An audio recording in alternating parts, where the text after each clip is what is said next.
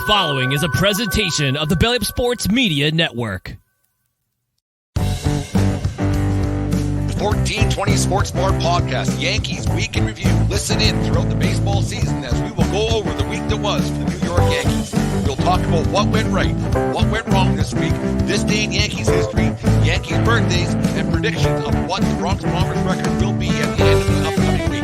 It's 1420 Yankees Week in Review, the Yankee Tavern North, brought to you by SeatGeek. So put on your pinstripes, grab a beer, and let's get it.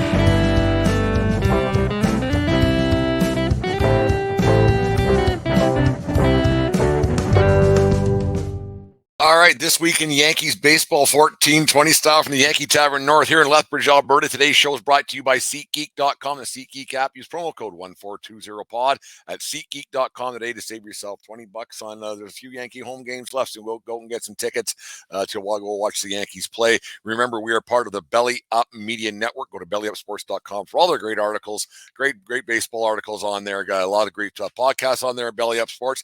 And thank you very much for tuning into the Yankee Week in Review in 1420 style here from the Yankee Tavern North. Remember to subscribe to our YouTube channel by smashing that button right below there as you watch the show today. Thank you very much for all those who have subscribed so far and follow us on all the little crazy ventures we got going on here at 1420 World Headquarters. Anyways, the Yankees sit at 76 and 73 on the season, 6 games out of a wild card spot right now. They're currently losing right now to the Pittsburgh Pirates 2-1 on this Sunday afternoon. It's kind of fitting that they're going to kind of end up out of a playoff spot because of the Pirates, but no, they're done. Realistically, they're all done. They would have to win all 12, 13 of their next game to finish with 89 wins, and then that's kind of the bar there for a wild card spot. So you got to think that the Yankees playoff hopes have been gone for quite some time now. Kind of been a good stretch of baseball for the Yankees as of late. 5 of their 6 series they have won.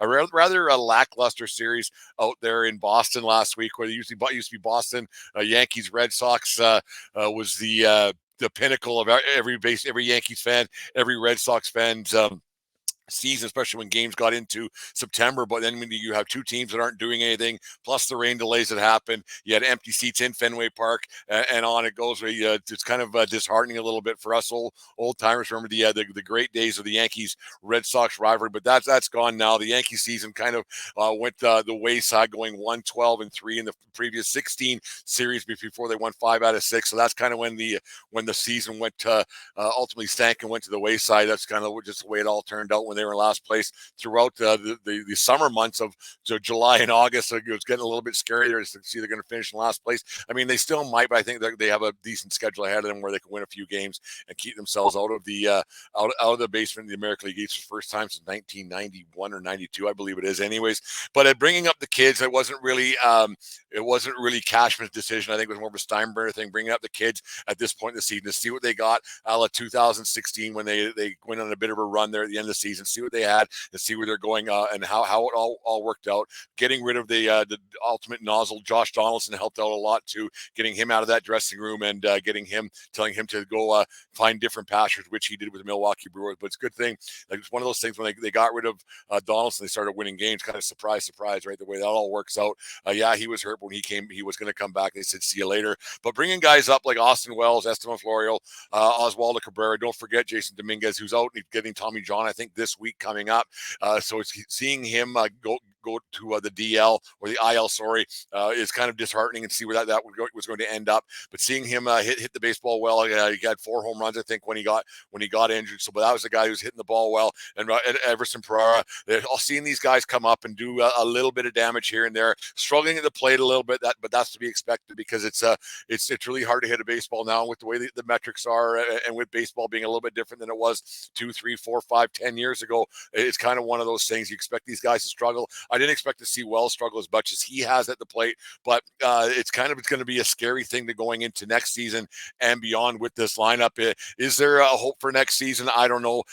Can they contend for a wild card spot next season? It's going to be pretty tough with this lineup going forward. It's kind of sad to see I don't want to say a career being wasted, because you have Garrett Cole, who's probably going to win, or it's a chance to win a Cy Young in the American League this year, but you see in a career kind of go to the wayside without any championships. It's kind of going to be a crappy thing to see and then you have an Aaron Judge, 8 more years left of that deal. And that big body, he's injured. I still think he shouldn't have come back this year and played. Yeah, they kind of went on a stretch, but he's injured, and they should have sat him out. But you have him in the lineup next year, full time healthy. Hopefully, you have that.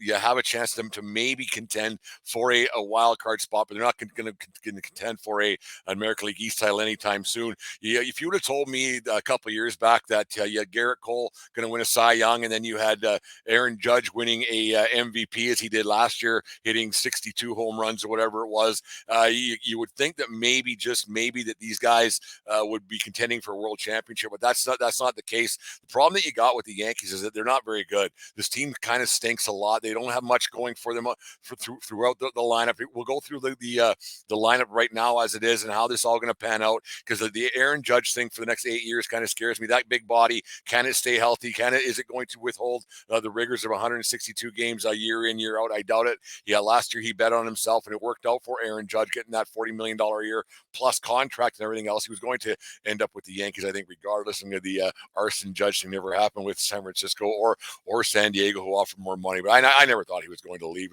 How close it really was, who really knows at this point. But you start in right field next season, and you do have Aaron Judge out there, a healthy Aaron Judge. If you can get 140 games out of him, he's on a pace this year. He's going to hit a home run every 3 games at 32 right now. So if you can get a 50, 52 home run season next year out of Aaron Judge, if he stayed healthy, that's exactly what you paid money for. That's exactly what you'll get for the next 2 to 3 years out of that contract. When he gets into the 35, 36-year-old range, you don't know what you're going to get, but next year you can see an Aaron Judge, if he can stay healthy, just like they said, they should have sat him out, go get that foot healed and see what's going to happen. You get 54 home runs out of him next year. Dependable always in the outfield, that great arm out of the outfield. So right field is not going to be a problem with the New York Yankees next season. Center field next year is going to be a major problem now with Dominguez out. You don't know when he's going to come back, or will they rush him back? You never know. He's a younger guy, so will the rehab go a little bit quicker, and will they rush him back? Will they bring him into DH? Who knows? But you had IKF, who's actually, you know what? He's had a really good season for the Yankees. He's probably going to leave in free agency. He's going to get a good contract somewhere else, and you can't blame the guy. He was kind of the whipping boy for Yankee fans last year, and then it took him a really good season this year to happen. So you see Dominguez not being able to play, and then you see IKF not going to stick around. So that's something that Cashman and company really has to look at, what they're going to do moving forward in the center field position for the New York Yankees. Bernie Williams ain't coming through that door. So you got to figure out what you're going to do in center field, and having your team built up the middle. You start with your catcher, your pitcher, second baseman, and your center fielder or shortstop and the like, but you got to have some production out of your center fielder. And like I said, Bernie ain't coming through that door anytime soon. Left field, without a question, it's going to be a problem there again in left field. Who just hit a home run? Volpe just hit a home run. Good for him. Tied the game up. But you look at left field. That was a problem this year. It was a problem last year. They had no one going into no one platooning out there. They didn't really have a plan going in left field this year at all. They haven't really had anybody out there since Brett used to bang out there. Brett Gardner, the Gardy party and the like was out there. I still think they got to find a way to give Brett Gardner a bit of a farewell party a little bit. I'm not saying bring the guy back by any means, or make him a coach by any means, or whatever he wants to do, but come back and give him a tip of the hat so we can do it for one last time. And the Bronx faithful, and he can do his flexing in the outfield during the roll call or something. Figure something out for Brett Gardner, because I thought he was a hell of a player. But we won't talk about the past a whole bunch. But having a guy like Oswaldo Cabrera out there, I think it's going to be his job to lose next season. He's got to be given the chance to do it. If they're not going to go out and get somebody in free agency, which I don't think there's any money to go out there and do that, because of some of their other players I'm going to name later, and the pitching staff they have, I don't think they're going to be spending a whole bunch of money in free agency, especially in left field, where they have a guy like Cabrera out there hoping to take over the spot and hit 15 to 20 home runs. And I think that would be a decent season for him. You like to get more, obviously, out of everybody. You like a higher batting average, obviously. 190 doesn't help. 200 doesn't help. 210 doesn't help. You got to be in the 240 to 250 range. That's a couple of hits a week. And that's all it really is when it comes down to it. It's just simple math, kids. But you have a guy like Cabrera. It's his job to lose. I think he's going to, I think he's a really good player. I don't think he's a great player. I don't think he's going to be a great player. I think he's going to be a good player. He's one of those things where he's going to improve over his career. And it's one of those things you see happens next year. Third Third base will probably be platoon next season with obviously DJ LeMahieu, who I think is hurt. I think he's been hurt for most of the season. He's just playing through some stuff, and just because he's just kind of the player he is, the kind of guy he is. Yeah, all guys, they play a little bit of hurt, but I think there's something a little bit more wrong with him, and he's not a young whippersnapper anymore, if that's even a word that kids even use anymore. But yeah, you look at a guy like DJ who's had a really good career, but is he going to get healthy? And then you have Oswald Peraza, who I think's he's been struggling at the plate quite badly actually in his major league debut. He hasn't been very good at all at the plate. Will that get straightened out? Who knows? You got to think it's going to get a little bit better, but how much better is it going to get? Sometimes what you see is what you get, and this is what he might be. So you're going to see. You're going to see definitely a platoon situation with DJ over there playing a lot more if he's healthy. Can they go out and find themselves a different third baseman? Just to say, they went into the third base or the season this year without having a third baseman with Josh Donaldson, and his declining, the best years were behind him, and his declining batting averages and home run totals and everything else. So you wonder if the Yankees don't have a plan in their back pocket to go with find somebody this year for the to play third base, because how much do you trust a platoon situation? If you have two guys, you usually don't have one, right? That's kind of the old thing with goaltending and everything else. Shortstop Anthony Volpe, the Yankees took a chance with him. They decided to go with a rookie guy this season, and it's worked out in spades. 21 home runs now I think he's got. Chipped in 24, 25 stolen bases. He's a shortstop for a lot of years to come in the Bronx. He's the kind of guy that you like seeing there. He plays a really good defense as well. He's going to be there for a long time. They got him at a bargain, obviously, because these guys don't make a ton of money until they get to arbitration and everything else. So that's going to help out for them to fill in other spots, and how that's going to be a great thing for the Yankees. Is he the next Derek Jeter? Probably not, because those are once in a lifetime opportunities. But you have a guy who's going to be a very, very good shortstop for a lot of years to come. I'd like to see the batting average a little bit higher. Batting average does matter. I know the nerds and analytics guys don't think so, but I personally still think that batting average, you get guys on base. If you get on base, you have a better chance to score runs. It's that simple, kids. So how the nerds decide that this is all taken care of is a little bit different than the way old Brent Radlinsky thinks. But I think that they got to have a guy like Volpe getting on base a little bit more, getting a few more base hits. The power numbers will be there, and if you can get 20 to 25 home runs out of your shortstop every year, that's a really, really good thing to have. And they got that with Volpe, and the Yankees took a chance on him on opening day, and it's worked out in spades for the Yankees. Second baseman, this is where it gets a little bit crazy for me. I would personally like to see them keep Gleyber Torres. He's got one more year of arbitration left before he's a free agent at the end of the 2024 season. I'd like to see them keep him. I have liked Gleyber Torres since he came to the Yankees. I thought he's a very good player. He kind of reminds me of a young Robinson Cano with the way he plays. He's a good second baseman. He's above average second baseman in my opinion. I don't think he's good as Cano, but he's smooth and he's pretty effortless. I didn't say he doesn't have put in effort. I'm not saying that at all. But with Gleyber Torres, you're getting a lot of home runs at 32, I think, so far this year with games to play. He plays every damn game out there. He's played 140 games so far this season. So he's out there. He's serviceable. He doesn't get hurt, and he's out there day in, day out. And your power numbers are there up the middle, and that's something you want to see from year in, year out basis. If you can have your second baseman and your shortstop hitting 50 home runs combined, that's a good thing. I think the Yankees are probably going to move on from Gleyber Torres. He's going to want a pretty healthy raise. He's going to want a long-term deal. It's the one contract he's going to be in control of when it's all said and done. So he's going to want to get paid just like Cano did. And Cano was, they dodged a bullet with Robinson Cano back when he opted to go to Seattle instead of staying with the Yankees. And he got that 10-year deal and didn't work out at all for him. I think he's out of baseball now. Drug, the PEDs and all that other stuff. But it's weird to see that's how that all turned out. But I would like to see them keep Gleyber Torres. I think that's very important. He's a cornerstone of this franchise. He's been around for a long time. He's actually one of the longer tenured Yankees, which is hard to believe. He's only been around since 2017 or 18, whatever it is. And so you got to think that the Yankee faithful, I think, want to keep him around. I can't see anybody's talking bad about Gleyber Torres, but there are some people who probably want him to go, and the money that he's going to want to command might just get him out the door because of how much money they pay their starting pitchers who aren't doing a damn thing. We'll talk about pitching next week on the Yankee Week in Review, but that's one of the things I like to see them keep Torres. I don't know if they will. I hope they do. First base, this one gets a little bit scary too because you can have DJ LeMahieu going in there to platoon there if Anthony Rizzo can't go. And the thing with Rizzo, you don't know what you got with concussion, where like the brain injuries that been happening throughout sports. Is things have changed a lot since I was younger, and the like, and you got a headache, and you got your bell rung, you just went out there and shook it off a little bit, Taylor Swift it, and you're back out there playing. But now with these guys and how much the knowledge we do have about brain injuries and everything else, and Rizzo not being able to go for basically most of the last 2/3 of the season, you wonder where the Yankees are going to go from there. And they have him under contract for another 2 years after this one, and you wonder if he's going to be able to play. And if he's not, do they have anybody in the minor leagues that they can depend on? Jake Bauers is he's good. To give him extended look next season, and hope to platoon DJ over there as well, and hopefully get DJ get him healthy and everything else. But like I said, he's getting a little bit up there in age, long in the old tooth, and he's not a young whippersnapper. Like I said, you wonder if Bauers is the kind of guy, because you want a guy at your first baseman, he'll put up some numbers, and you really want you need a guy at first base that can do that can play you 140 some games and be there on a daily basis to be there for your team. And I don't know, Bauers is that guy yet, but you might have to just give him a look.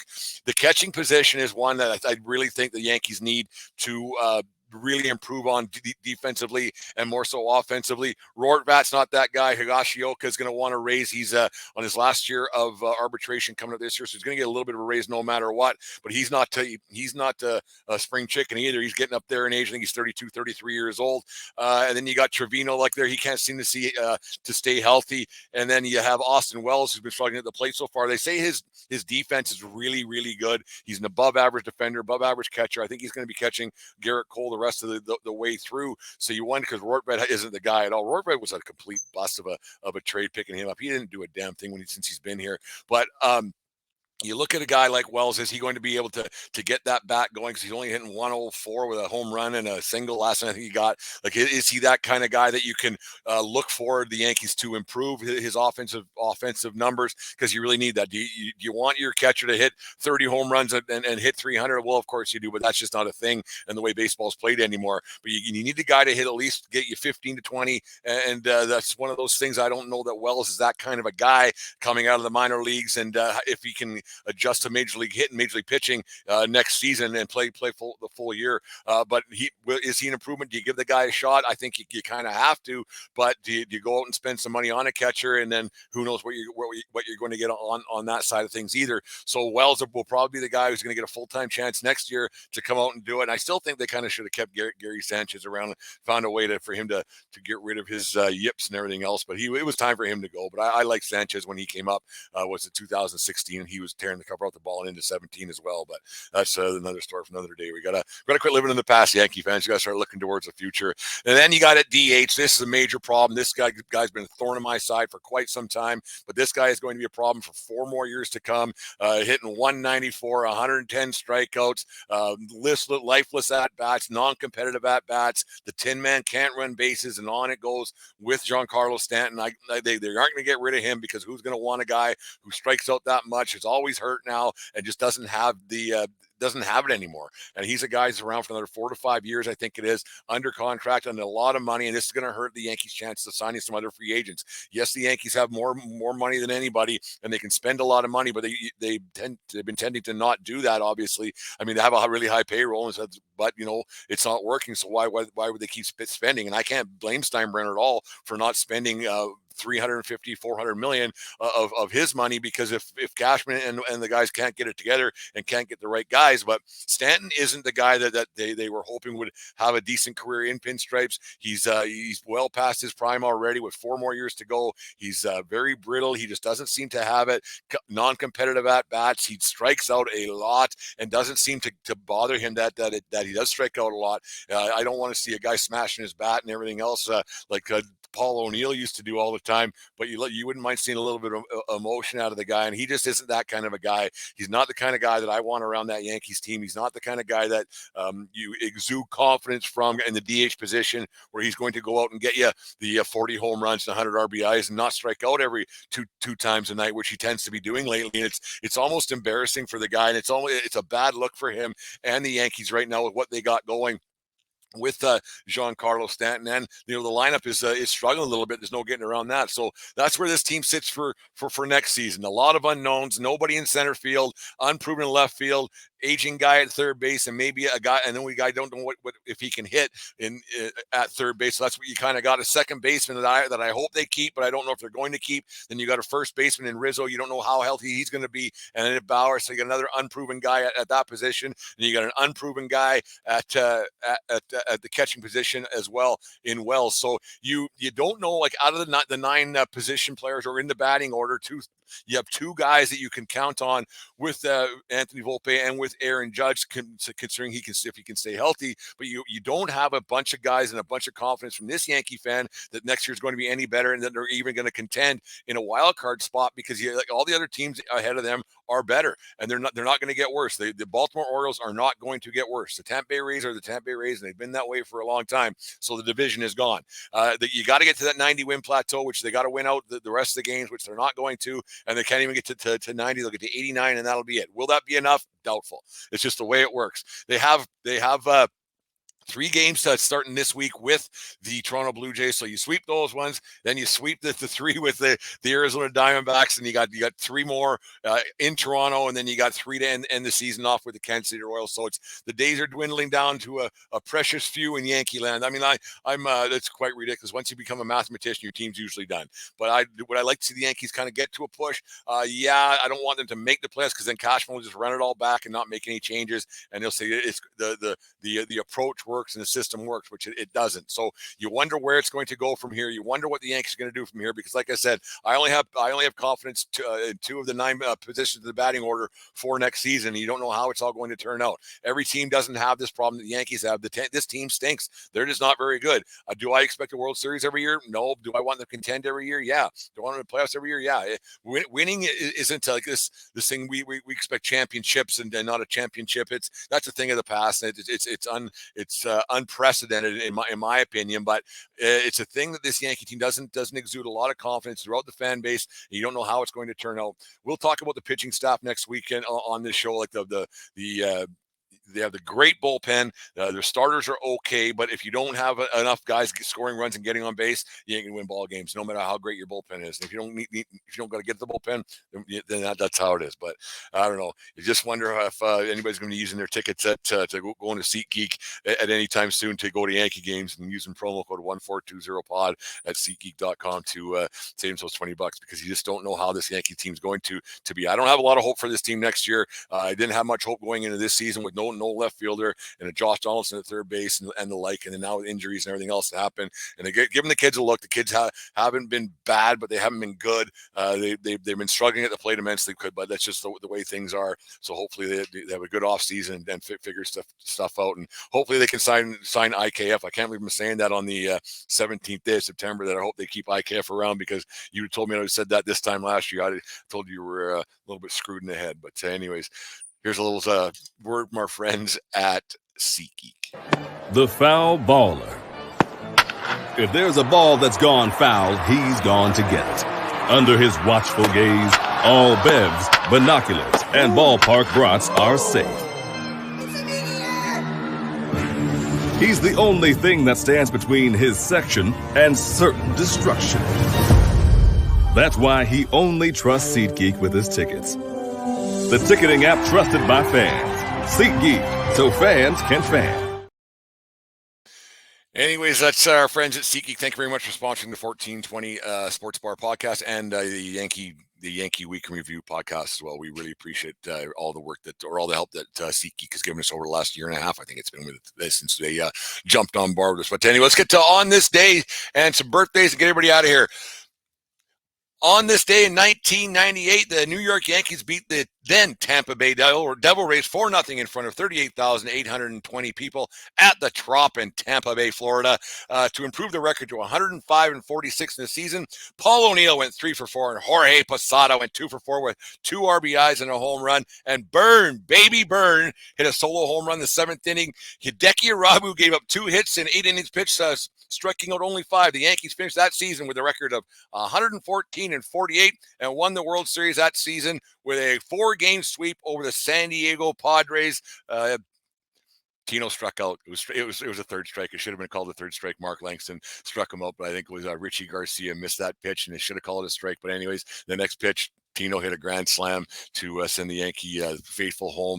We enjoy that night. But anyways, there it is today in Yankee history. And happy Yankees birthday, early birthday to Jim Abbott, born on September 19th, 1967 in Flint, Michigan, drafted in the 36th round out of Central High School in the 1985 Major League draft to Toronto, and then in the first round to the Angels in the 88 draft out of the University of Michigan. Abbott pitched 2 years for the Yankees, compiling a record of 20-22 in the 1993-94 season, but pitched himself a no-hitter against Cleveland on September 4th, 1993. Obviously, the highlight of his career, Jim Abbott with the no-hitter in September of 1993. Remember, he only had the one hand. He propped his glove up on his stubby hand, I guess you would call it, and threw a no-hitter. It's remarkable the athlete that guy was, and able to go through his life with that and just persevere with everything. So happy early birthday to Jim Abbott. I kind of butchered that a little bit, but anyways, that's the way things go sometimes here at 1420 World Headquarters. Anyways, thank you very much for everybody who's listening to the show today. All those who watch on YouTube, make sure you subscribe, hit the subscribe button right below. We appreciate all the help that you guys give us on a daily basis here at 1420 World Headquarters. Anyways, it doesn't matter where you are, it's who you're with, and go Yankees. And we'll talk to you guys tomorrow. Take me out to the ball game. Take me out with the crowd. Buy some peanuts and Cracker Jack. I don't care if I never get back. Always root for the home team. They don't win, it's a shame. Now it's 1, 2, 3 strikes. You're out at the old ball game.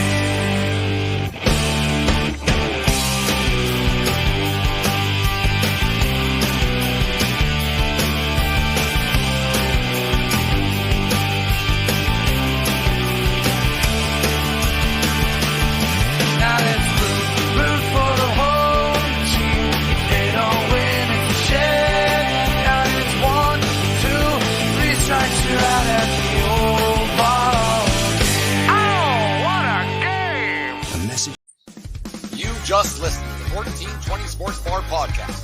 4 beer with sports talk and a whole lot more. We are part of the Belly Up Media Network. Let's get into it.